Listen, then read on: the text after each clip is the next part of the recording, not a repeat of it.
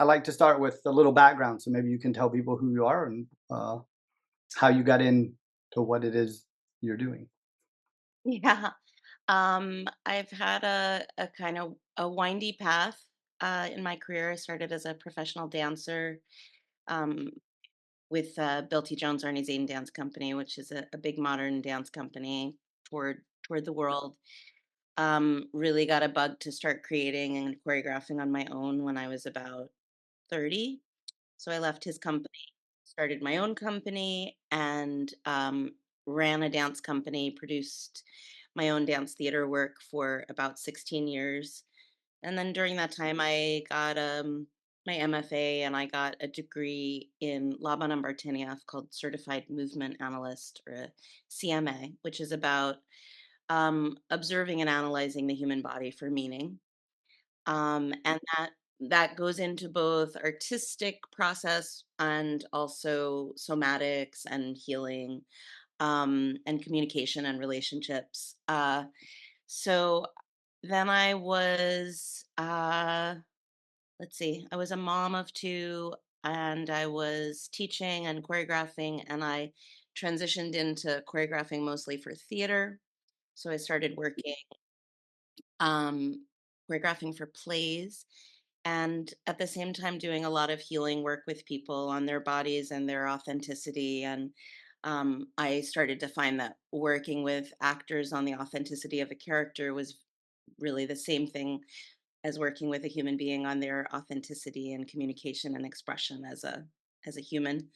So started kind of bifurcated my career into a practice of healing and then a practice of supporting artists in making their art and me continuing to make my art. And during that time I've also been writing two books. So that's the that's the short version.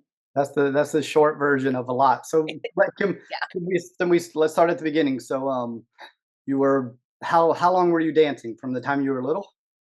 Yeah, say like 8 or so years old, and I mean, I still dance, but I lost the bug to be on stage, many years ago, and I left. I had a real professional career from like 23 to about 40-ish.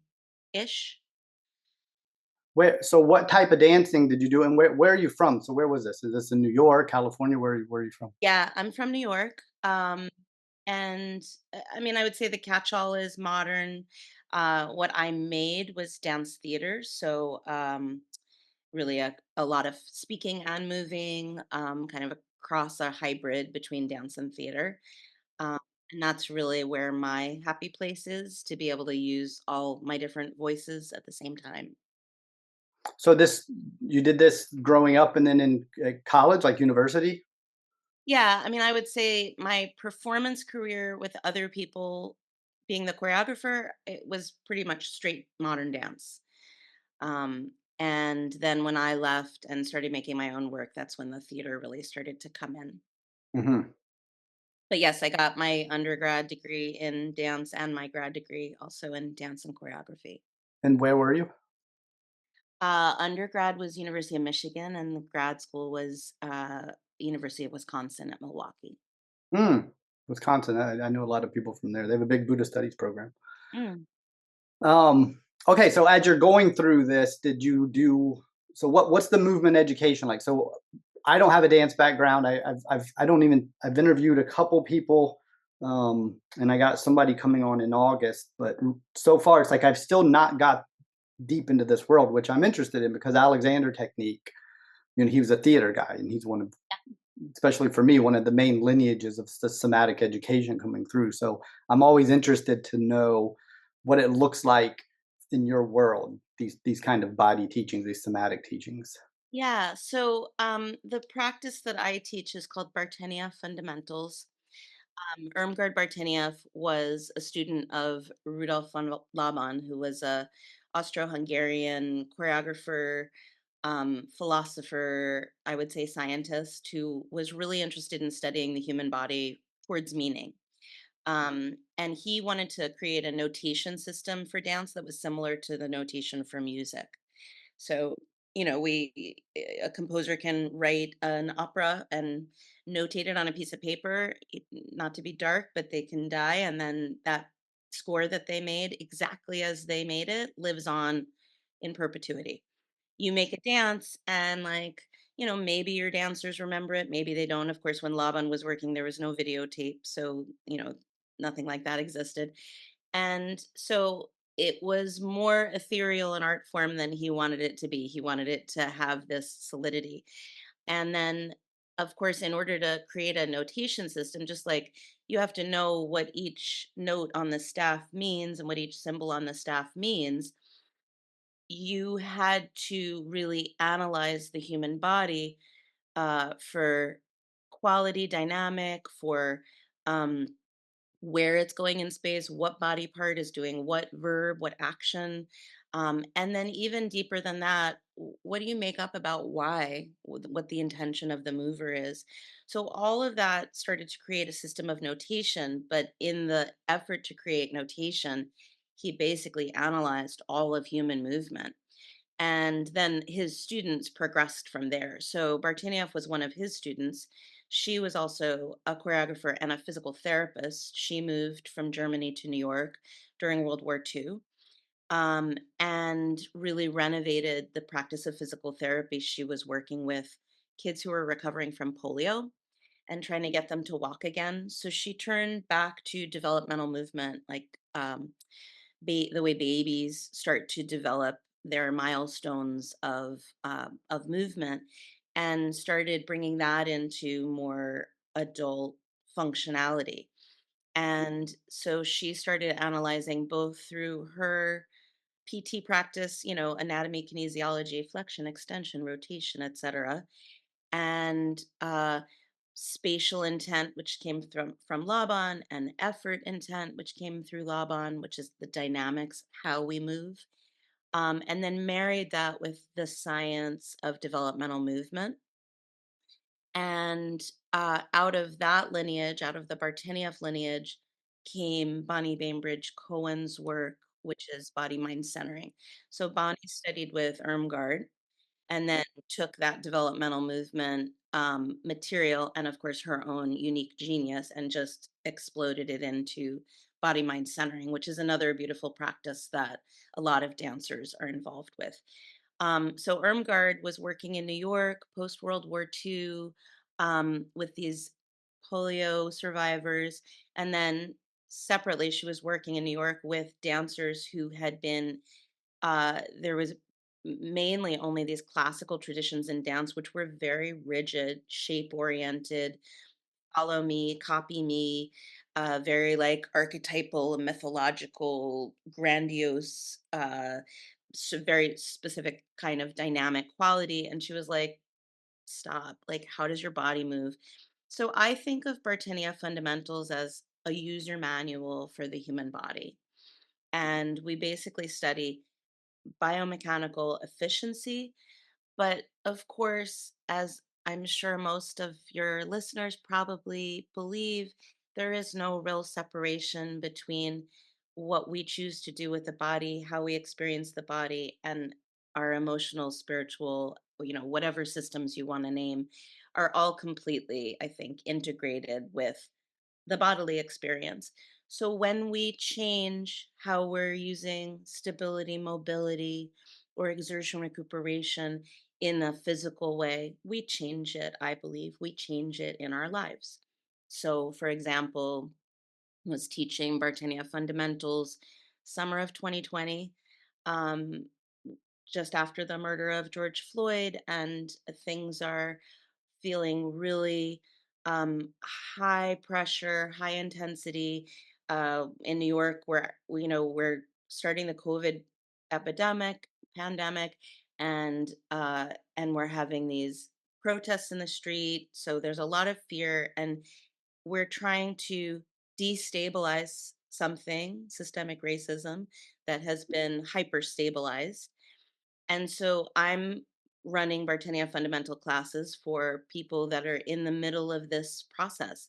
And so I choose to work on stability, mobility as the theme for a lot of those classes, because a lot of the people that are coming in are feeling uh, hypermobile because both hyper stable from pandemic and quarantine and fear and anxiety and stress and pressure from COVID, recent COVID pandemic, and then hyper mobile from trying to like move a system that has been entrenched for hundreds of years. And so between those two, there's a lot of work to do on stability mobility. So we work on it in the body in class. That's just one example of, how I try to integrate the more spiritual, emotional, mental through the body. That's interesting. I think that's why the so in a lot of the movement traditions, especially if it's just athletic, the mind or the emotions don't come that much into the play. I mean, you might psych yourself up or, this kind of thing, but I like the idea of changing the mind and then allowing the movement to come along. So it's like the mind is moving the body rather than the other way around. Is that sort of what you're saying? Well, it's interesting. I think there's something in Laban we call a lemniscate, which is basically like a Mobius band, Uh-huh. where like a three-dimensional infinity sign. So if you're on the outside of it and you keep your finger on it, eventually, without changing your location, you get on the inside of it, and without changing, you get on the outside of it. So we call that a lemniscate. I think that this body-mind relationship is really a lemniscate, and I feel like as somaticists, we're always trying to upend the Descartian, separation of body and mind. But I think we still sometimes think of it as a binary, like either we're in body or we're in mind, or mind is leading body or body is leading mind. And I think for me, it has this inner outer flow and relationship because I I do think sometimes it is in the practice that I do, the body leading the mind. Like I've done plenty of talk therapy and totally believe in it, love it, great. And sometimes I can be in a room talking and talking and talking about feelings. I feel like that's my mind leading me. It doesn't get into body enough. It's not somatic enough. And so I go into body to try to affect my mind. So, and then it works the other way back, then it works backwards. Like as soon as my mind is shifting and I'm calming down, my body shifts and calms down. And of course, we know the science behind cortisol and adrenaline and, hormones and all these different things that affect mood and mental health. And of course, neurotransmitters and biochemicals, et cetera, that are bodily but are so brainy, that completely rule our brain. I think that's great. I like that. I think that's so can you give us an example? Like so if somebody wants to this group of people coming in and you said so there's a lot of stress. So what do you have them do when they come in the room? What do we do? Well, I don't think I've ever started a Bartenieff class without starting lying on the floor. So we start lying on the floor. Some days, depending on like what people have said during the opening check-in, if I get the vibe that people are seeking flow and need flow, I might start with a little like eyes closed, very gentle pouring improvisation on the floor. So like rolling, pouring, but really slow motion, rocking, swaying. I'll get into developmental, even embryonic patterns like hand to mouth pattern, head to tail, fetal curl, or a day that I feel like people need more grounding and centering and stillness. I'll start in what we call constructive rest, which is body lying on back body, feet in the floor, knees to the sky, hands on the belly. Either way, I'll go through some kind of guided meditation to start. So just becoming aware of the tension that folks are holding on to, aware of a little bit of the pattern. Are they gripping their back molars and their jaw? Is their head stuck to their spine? Is their tongue free in the base of their mouth? what's happening, is the heart weighing back down toward the floor? How's their relationship with gravity? So I'll go through the body, some kind of body scan. And then we start with very simple movements. What I choose to do is accumulation. So, just start swaying the knees and then add another gesture and then do it on the other side and then add another, until we have this phrase that moves and starts to change levels. You don't need to be a dancer to do this practice, which I love. It's the user manual for every human body. You don't need to be um, healthy, what you might consider healthy. You don't need to be what you might consider able bodied. You don't need to have use of your legs. You don't need to be, you can be visually impaired, etc. Like you can adapt the practice to any human body, because there's no goal or destination about where you're trying to get or what you're trying to look like. There's no good or bad. There's just you having more facility and agency in your own system. And I'm just trying to help you feel it more, be more aware of it, and then have more control over it. Um, and often, in order to get the control we want, we need to let go of a kind of hypervigilance or over controlling that we do on the daily. So one thing that I work on a lot, and of course this is such, and Alexandra and Laban were contemporaries. This is such an Alexander thing. Yeah, this seems, I hear the themes as you're Yeah, talking, the the back of rest and sticking stuff. your head. Yeah. Mm. So I mean it feels absolutely ubiquitous among everybody that I see and meet. That sweetie, everybody that I see and meet that I'll start that over for your edit. It feels ubiquitous among everybody that I see and meet in my practice that their head is stuck to their spine. And of course, this is an Alexander thing. Um, I I feel like, at least in a Western education system, I'm not highly familiar with early education in um, as much of the eastern part of the world, although certainly in some countries there's a lot of rigidity in the education system. So I wouldn't be surprised if there's a parallel there. But in the Western education system, I feel like babies and toddlers and young children, like all they do is just like learn the world through looking around, and their head is so mobile. And then around 5 or 6, we stick them in a classroom and we say, sit down, sit straight, look ahead, don't talk. And I think it's one of the most abusive things we can, I mean, not one of the most abusive, but I think it's a highly abusive thing that we do. We regiment that throughout their schooling. We prioritize this sitting straight, looking ahead, head stuck to your spine, look in one direction. I think it's traumatic for the body and other systems. And then I think, if we can be conscious about it, it takes many, many, many, many years and much fortitude to let go of that pattern and let go of the shame and stress that was inherent in people pushing that pattern on us. And even professional dancers, they just have this stickiness at the occipital joint. So that's one of the things that I always try to work on. Yeah, it's interesting you brought this up. I feel like so many people I've talked to said the exact same thing you just said about the school system. And I'm not sure if it's a result of the industrialization type of classroom that came along and now it's global, but regardless, yes, to put kids in a desk and the adults who were doing it, it was done to them. So there's this whole sickness of disembodiment, and you say this word, people don't even understand what you mean because it's they swim around in it all day. Like, I work with people every day, they're completely disembodied but they don't know they are. It's so fundamental to our society. um, and how many other problems are just a result of that simple, that's not so simple, but that early childhood. Because your own, why are you disembodied? Because you don't want to be in the body.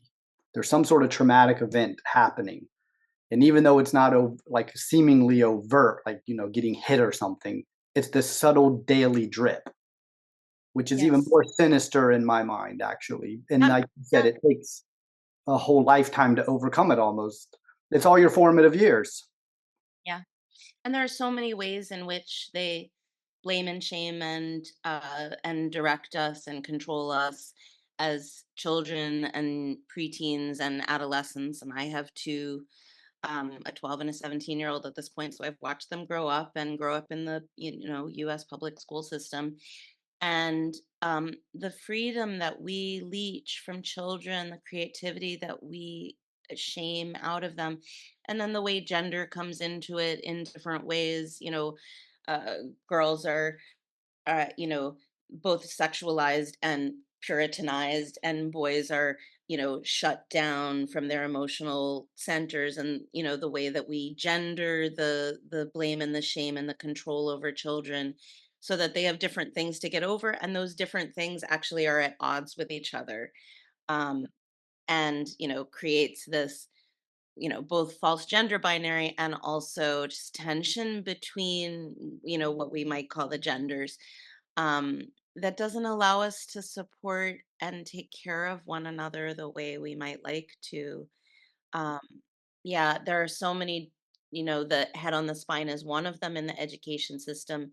But the way that, even though I've been to a lot of other countries, I haven't grown up in another country, so I can only speak for America right now. But the way in America, we are so terrified as a culture of the body and of the natural wisdom that we have. And I think there's a fear working against capitalism and, as you said, industrialism.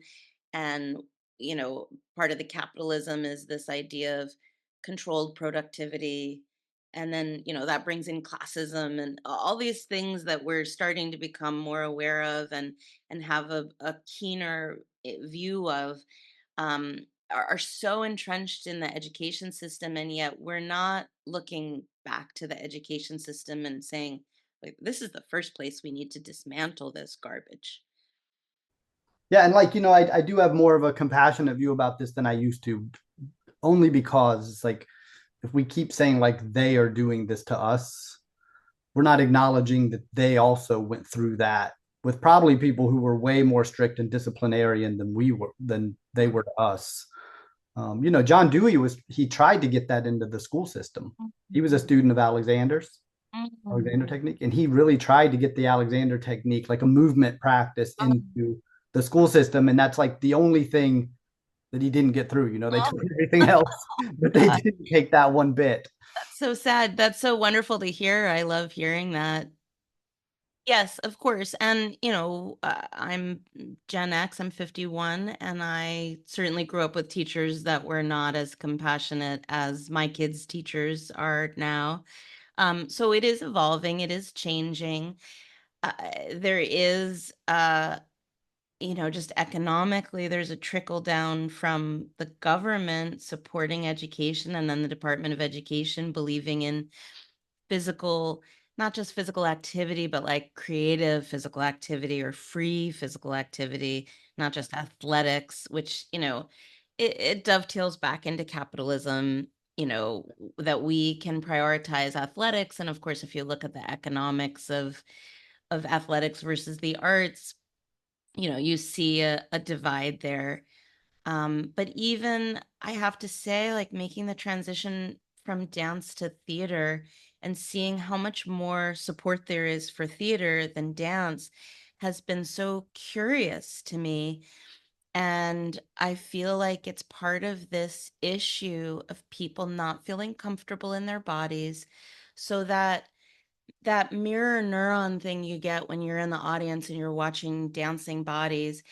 I feel like often, I mean, I'll say this, the forms of dance that have more economic stability are forms that are less, to me, less human and naturalistic, like ballet, um, or certain kinds of contemporary dance, the sort of, so you think you can dance form of contemporary dance that feels like other or rarefied. It doesn't feel like you're watching just humans living their lives, maybe in a more metaphorical, imagistic, expansive, expressive way, but still your body as an audience responds to their body as a performer in this very neurological way.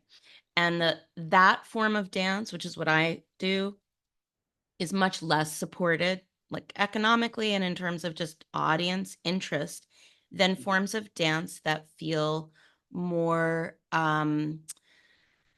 like rarefied or utopian in a certain way. And I don't mean utopian like it's my dream, but like there's some lofty goal and they've made it.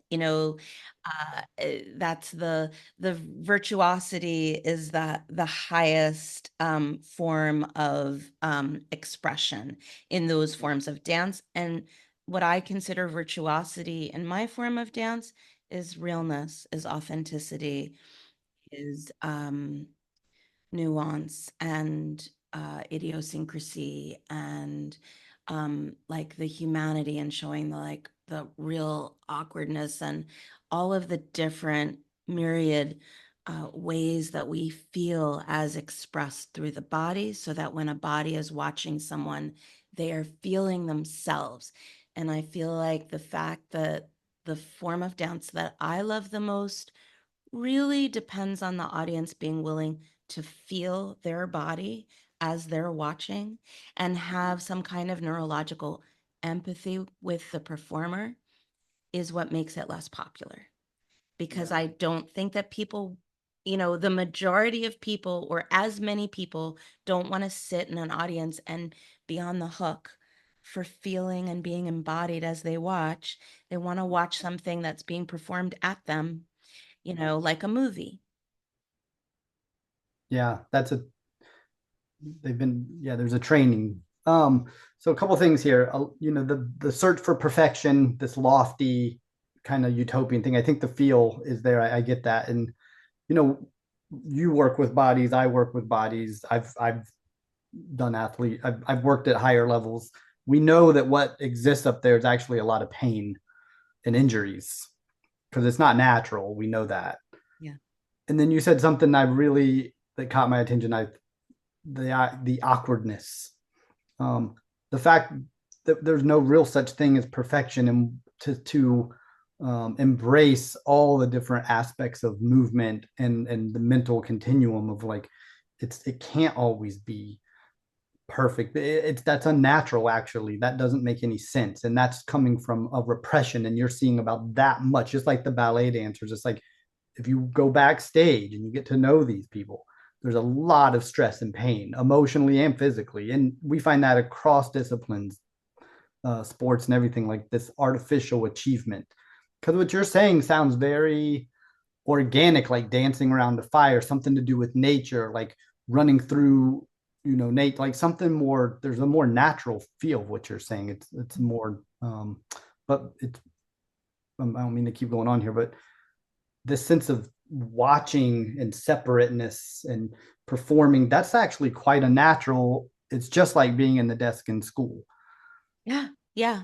No, yeah, 100%. We are, we're not that far into our evolution as a species. We are, much closer to being animals than we are to anything that we may, if we don't destroy the planet, evolve into. And I think that we are animals watching other animals, and our enteric nervous system, or the gut, there are 100 million neurons in the gut. So much research about this being a second brain, and so much metaphor and imagery about gut feeling, gut response, etc. There is this way that the body just responds to other human bodies and other animate objects, that is completely biological and natural. And then there's this other way that we, confine and restrict and determine that we should control the body to act, to look a certain way. And that's very, yeah, I think, mostly damaging. It doesn't mean that we can't seek uh, any kind of aesthetic, because of course as dancers we often do, but I think it has to always be married to sensation, feeling, and authenticity, even if you're going for something that is a fairly rarefied shape, like a big leg, a big extension. It's not that those things can't happen, and I'm not, um waging a campaign to get rid of virtuosity in dance. But I think that even just this whole concept of there being a perfection means that we've already established an idea of a goal that is outside of us, that is beyond us. And we are now charged with the task of reaching that thing instead of, I am right here in my body. I will go as far as I can humanly go. I'll see where I get. There's not a destination. Now, I get with something like elite gymnastics, we're gearing up for the Olympics. We're watching all these amazing, I'm watching these beautiful women who are, have trained their whole lives. It is, mesmerizing and amazing what they can do.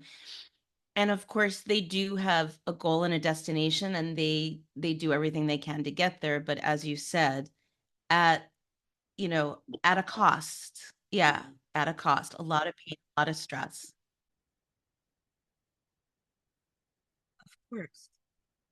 And dancers as well.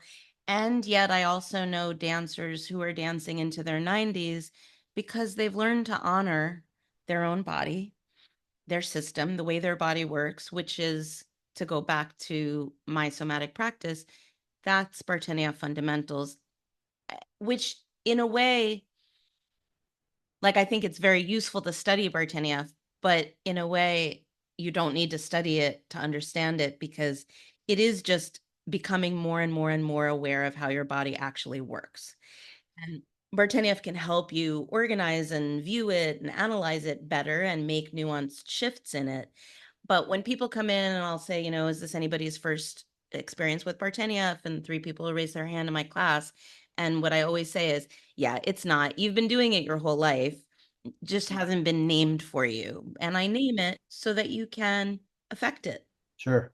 So, okay, this is interesting. So, again, I come in off the street. I've never done this before. You put me on my back in some active rest, say, then we get up. What's the next direction? Like, what do I do from there? Because this sounds very, I don't want to say chaotic, but it's not on a mat. You're not on a little piece. Is it like moving all around? Like, paint a picture for us. Yeah, we don't generally use mats. I mean, if somebody's dealing with a very specific, injury or something, certainly I'll let them use a mat. But there's a lot of rolling and sliding involved, so a mat is usually encumbering. So we spend a long time on the floor. I mean, I will say I usually, in an hour and a half class, spend the better part of the first hour on the floor. Now we're doing all kinds of things and it gets more and more complex, and we're going, rolling and sliding, and we end up on hands and knees, and then we're shifting the pelvis on hands and knees, and we get a very full body expression, lots of flow, and it will end up feeling like dance by the end of that accumulated phase. Within that. So it sounds like Feldenkrais a little bit. I'm going to try to attach things to Uh-huh. it for my Yeah, audience because they're familiar with a lot of them yeah. are familiar with Feldenkrais or Hannah Somatic. So far it sounds a little somatic-ish, Feldenkrais-ish. Um, Now, is there any like as you're moving around, is there any like free your neck, or are there any sort of directions like this, or just moving? Like, are we feeling and sensing, or is there what's the person's mind doing internally? Are they just following you, or I'm always starting with task. So I'm never saying, turn your head to the right, look over your shoulder. I'm like, feel your sits bones in the floor. We're going to ground your left sits bone. You'll feel your head freeing up. Let your right ear canal start to rotate to the right. So I'm always starting with sensation, moving sensation into action. So this grounding here will free this up. Pushing here will make this move. And so usually from the inside of my body, I'm describing what I'm feeling, what I'm intending, what I'm initiating, how that will sequence. Generally, if I'm clear enough as a teacher and I have a very clear point of initiation, an action, and a direction, so like put your right sits bone down into the, okay, so sits bones and tailbone both ground concretely and actively down through your seat, sitting on the floor, like your spine's going to elongate, your head's going to start lifting. And I'll say what the effect is, but I'm not like, send your crown to the sky, like by doing what? I am always going to start with the initiation. And the initiation is always going to have a body part and a direction. And so I'm like, start with your rib cage starting to separate from the pelvis and stabilize the pelvis and start rotating the rib cage around the corner. You're going to start turning. And that's an action. We're all doing the same action, but I'm not like, turn to the right, turn to the left, Yeah, right? right, right, right. Watch me. And because we often always start on back bodies, they generally can't see me in the beginning. I'm describing initiation and sequencing, action and direction. I'll put quality in there eventually. Use a lot of, I'll call like qualitative or descriptive verbs. So like lick, pounce, drip, drape, fold, things that feel like they've got real quality to them. So there's already a dynamic inherent in the action. And so we'll accumulate and accumulate. We'll start getting into level change. We'll get into all the joints of the body. Um, and we'll be really focused on different forms of stability and mobility. So we're practicing where things are coming from, where they're going, how they're doing it. We get more and more complex with movement until we get up to vertical standing. I'll usually do a very short little just free improvisation there. I'll usually have a prompt um, like playing with the base of support in the floor and allowing your head, eyes to just follow and be surprised by where you go. So if you're only concentrated on where your feet move in the room, you're standing up, there's music playing, you're only thinking about where you're stepping and you're allowing the rest of your body to go for a ride, including your face. And then I'm like, just notice where your face ends up and what becomes available to you as your feet change in the room, what becomes available to your vision, to your senses, to your face, what relationships start feeling interesting to you, either with the room or other people. So they're just doing a free dance to stand up. I usually give them a break and then we'll go across the floor. I often do the first thing across the floor back down, like at a mid level, like sitting, hands and knees, that kind of thing. And then I'll usually do something moving across the floor that's standing, working on directions, spatial intent, same things. And then usually something has come up in class that we've talked about that will become a prompt for a last improvisation or a free dance at the end. Some idea will have come up as I've asked for questions. We're talking throughout too. I teach a little bit, thoughts, questions, observations, and somebody will say, oh, I'm noticing this in my thing, or I'm feeling like this is really getting at this emotional thing. So stuff will come up from the students, and then I use one or more of those things as a prompt for the final dance, like, oh, we were talking about this boundary between what is me and what is not me. So this final dance is going to be an exploration of the sense of where you end and the world begins and what happens when you intersect your body parts with the world. And, something pretty simple but open, hopefully specific enough that it gives them some juice for their engine, but not so specific that they don't feel free to really be what they are energetically, dynamically. And I'll remind them, like, this doesn't need to be a big dance. It can be a big, sweaty locomotive dance, but you can be in the corner, just playing with gesture or spinal movement, right? I want everyone to stay really truthful with what they're feeling and not feel compelled to perform or be virtuosic or show off or be doing what other people are doing. It's its own form of dismantling that set of rigid expectations of what we look like that a lot of dancers especially have. So, we'll end with an improvisation. If there's time, we'll have a little check-in at the end, but that's usually like the form of an hour and a half class. And then I do this privately with clients for anywhere between an hour and a 2-hour session. And with private clients, we'll start with a conversation, and I don't have any structure for a private session. I just go in listening to them. I've had private sessions that really go through a lot of biomechanical things. I've had private sessions where there's a lot of touch, where we end up talking for 60% of the session. Um, and then, doing an improvisation. So it really can go absolutely anywhere. I would say it Venn diagrams heavily with dance movement therapy. I don't have that degree, so I don't call myself a DMT. Um, but like Bartenieff, dance movement therapy, although there's a huge system and a lot of work that goes into getting that degree, is also really teaching you the natural order of the human body and human expression through movement. So although you don't call yourself a DMT because there is a whole, institution behind it, dance movement therapy is something that, is done without the moniker because it's not owned, but expressing yourself, healing yourself, becoming more self-aware through movement is not unique to DMT. Right. You need that title though, right? To attract people so they don't Yeah, know what you're doing.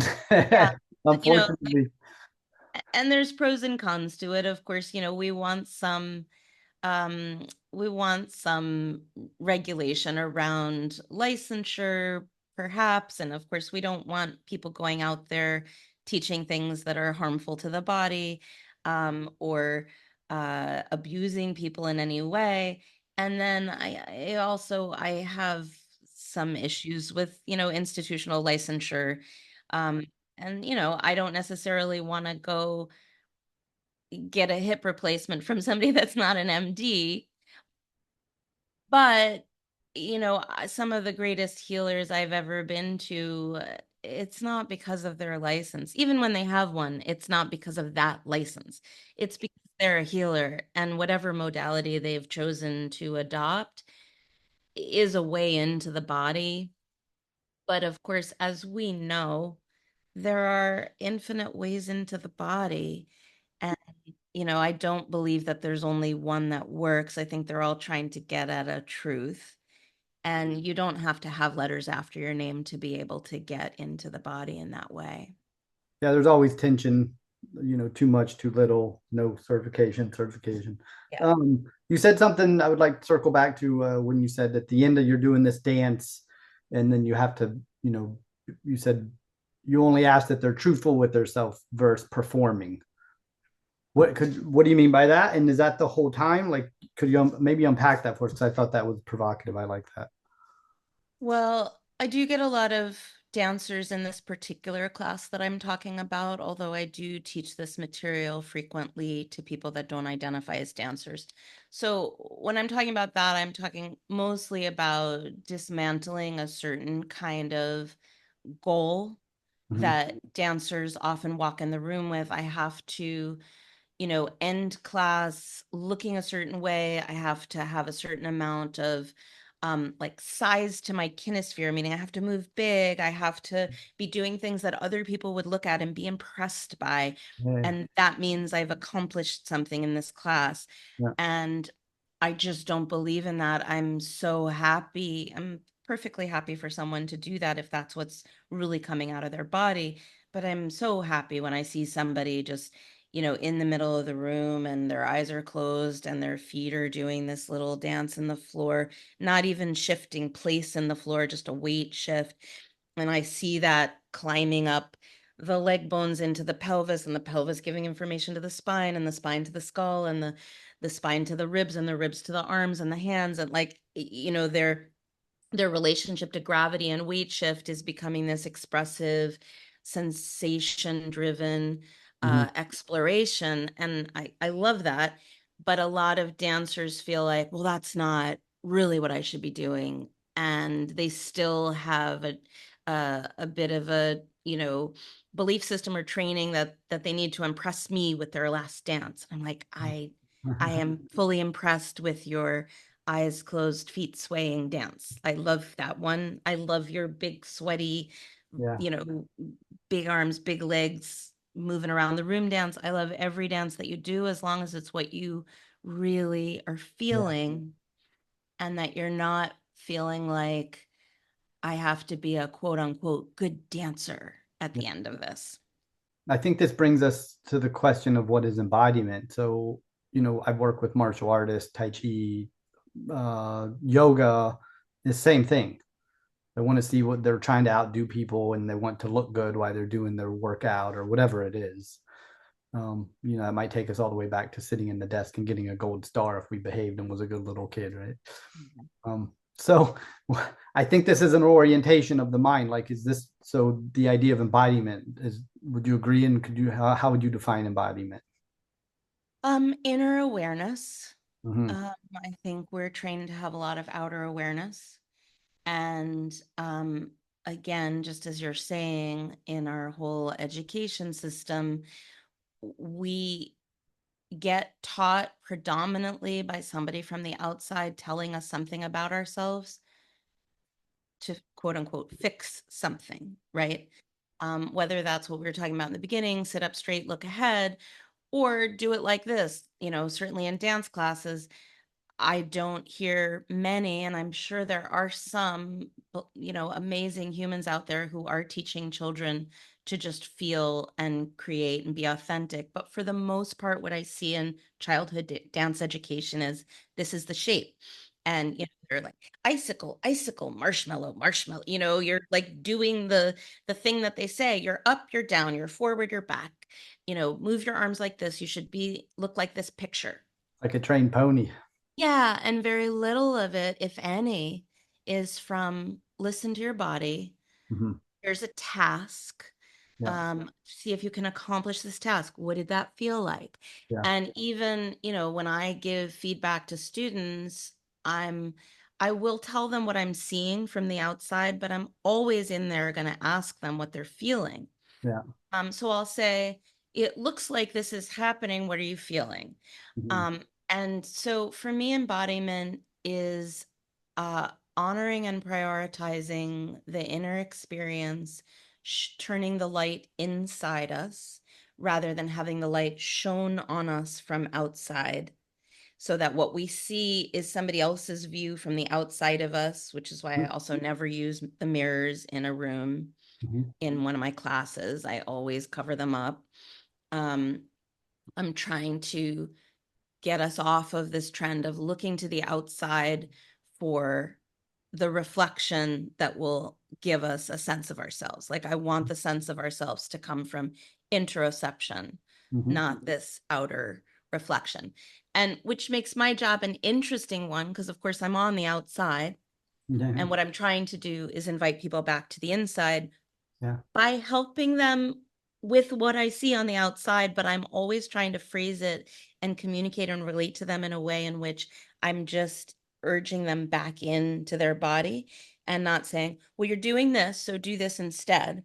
yeah, Like, this is what I'm seeing. What are you feeling? Okay, what if we tried this on? What does that feel like? Oh, that's interesting. Okay, this is what I saw that time. And sometimes I'll ask other students in the room, I'll ask permission of the student I'm talking to. Is it okay if I turn this to the group? Then I'll ask the class, well, what are you seeing in this pelvis? Or what are you seeing in their shoulder blades? Or what body part do you see initiating this? Oh, it looks like they're initiating from their hand. Yeah.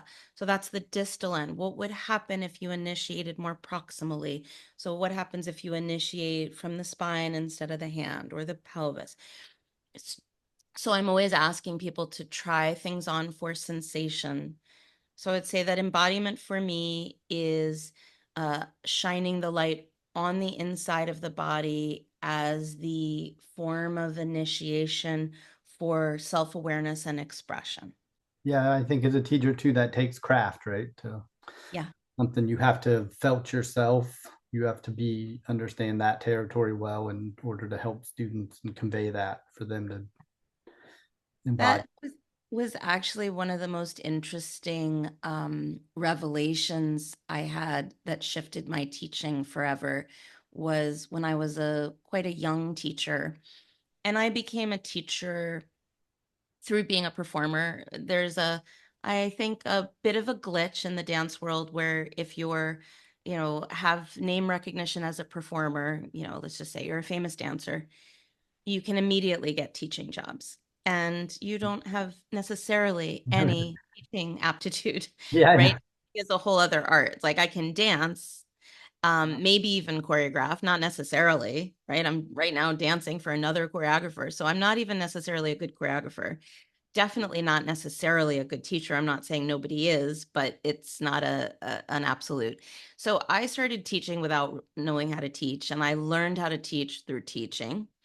Um, and one of the biggest revelations I had, which was at this point now probably 15 years ago, as a young teacher, I felt like it was my job to kind of keep my own needs out of the room, come in and just be of service. What do you need? What do you need? What are you doing? Da, da, da. Didn't matter if I was tired, injured, sore, sad, angry, shut down. It didn't matter. Like I had to just like buck up and be there for other people. And then I slowly, and as I aged, this became a necessity, started allowing myself to have my needs in the room in my body as well, meaning I would come in and sometimes I'd be transparent about them with people. Hey, everybody, I'm super happy to be here. I'm exhausted today. So I'm going to start gently. But I'm super happy to be teaching class and I'm super tired.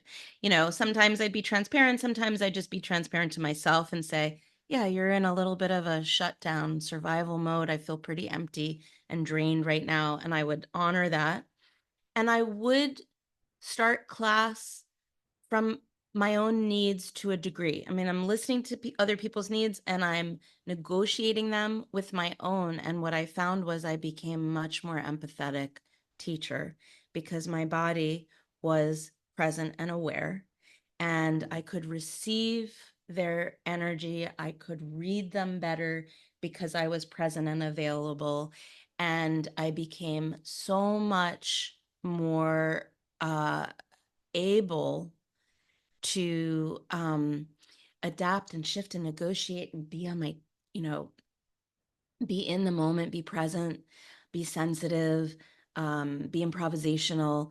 And somewhere in that process, I stopped planning class and started just going in with nothing choreographed, nothing prepped, nothing made, because I have no idea who's in the room, what their needs are, how things are going to develop, what the energy is going to be like.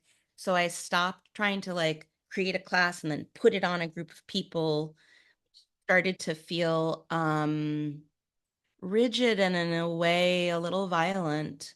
Like, I've got this thing and you're going to do it. Yeah, No, that's who's the here? standard model. Yeah, right. So I changed that. It was scary at first to go in, especially in a dance class, which is what I used to teach, what we might call a technique class, where you're really teaching lots of moves and choreography, and there's a big phrase at the end. And if you talk to any dance teacher, I would say 99% of them go in what we call prepped, and there's absolutely nothing wrong with that. And not a lot of teachers would enjoy or feel comfortable or feel like they're teaching their best class if they go in saying, you have no idea what we're going to do. I don't have anything prepared. Um, I happen to be a very quick choreographer, so that is easy for me, and I'm not necessarily advocating it for other people, but it really started to work for me to go in with my whole body in the room, my needs present as well as everybody else's, which it was a big, a pretty seismic shift in mindset to say it's not selfish to stay present and to have me as a human being in the room with needs just as much as my students are there with needs. I felt like, well, they're paying and I'm getting paid, so my needs are not important. And I wasn't as good a teacher. But yeah, you're not connecting in the same way.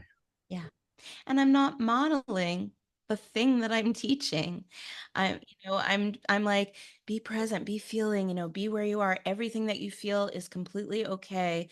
There's no goal, there's no destination. And yet I was like, buck up, pull it together, Bellar, get on your, be this kind of teacher, use this kind of quality, inspire that. And I was I'm not present. I'm not feeling anything, and I'm not modeling for them forgiveness, acceptance, authenticity, awareness, interoception. I'm not modeling it. So with I think that so like let's I'll right now I'm teaching a lot of Tai Chi the last few years. So I'm doing Tai Chi, and that openness is how I come to the class. Like I just what happens today, what students are there, whatever's feeling, and then something will come up and we'll begin to explore that or work on that. The difference is though, so you can tell me if I'm wrong because I don't know this method, but we always have like the form or particular movements as a touchstone. Even if we just play with one movement or one idea, we always have that to kind of go back to where and even like Feldenkrais, he would have like an idea where he was trying. Those were actually very designed, quite interesting. So yours sounds even like left of loose of that. Like is there like any structure at all? Well, yes, there is. And that structure comes from the finite biomechanics of the human body. So, the hip socket does flexion, extension, rotation, circumduction, abduction. You're truly exploring movement. Right. The knee joint just does flexion and extension. The ankle joint does, abnad, et cetera. So like each joint has a finite number of things that it does. Um, And we're going to now, explore that in the class. yeah, and then Bartenieff did have specific little choreographies. Now, a class doesn't have a choreography, but you can say thigh lift, and anybody that knows Bartenieff fundamentals is going to get down on their back body and press one foot in the floor and swing one thigh in toward their belly and bring their foot back to the floor. Like that's a thigh lift. It's got a choreography to it. So there are choreographies. The choreographies are based on um, exploring all of the gross motor functions and basic joint actions of the human body, then you put them together in various ways. So there's not, you know, an A to Z choreography that you do, and there's not like a series, we're going to do the arm series, in Pilates, you can do a series, a certain kind of series, and it's got a choreography that, and of course, Pilates, Alexandra, Laban, they were all contemporaries. Well, Alexander said this. He's like, I don't have a technique. Like I don't have exercises. I have a technique, Right, not exercise. But he said, what do you do all day? Well, you're sitting. So we'll work there. We're right. standing. If you're a theater person, we'll work there. So it sounds like that, which I love. I love that kind of loose Yeah. because there is something you're doing, but it's not rigid in its form. And what brings clarity to it is that for any action, so say I'm sitting on the floor, my legs are straight in front of me, I'm sitting upright, and I want to move my pelvis to my heels by bending my knees. So I put my hands on the floor by my hips and I shift my pelvis toward my heels, my knees bend, I travel forward. There's basically a most efficient way to do that based on just the structure and engineering of the human body, right? I want to put stability in my hands so that I can free my pelvis to move, again, free my knee joints and my ankle joints to move. So all six joints of those two legs want to be free and mobile.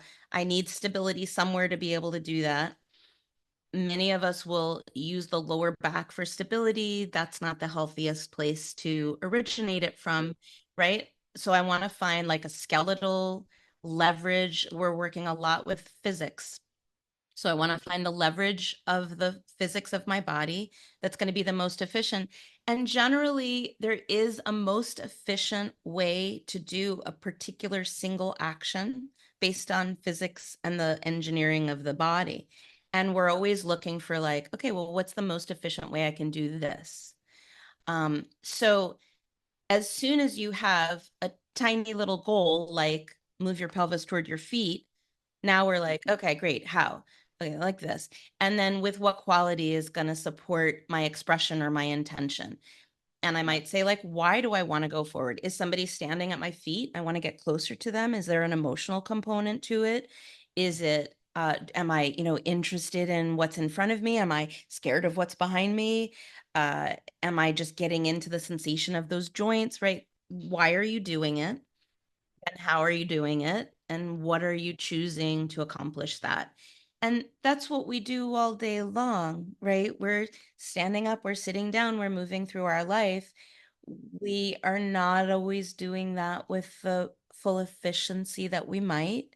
And one thing I really love about Bartenieff as a practice is that, like what you're saying with Alexander, you are doing what you're doing in life, you're practicing it and you're being more intentional about it.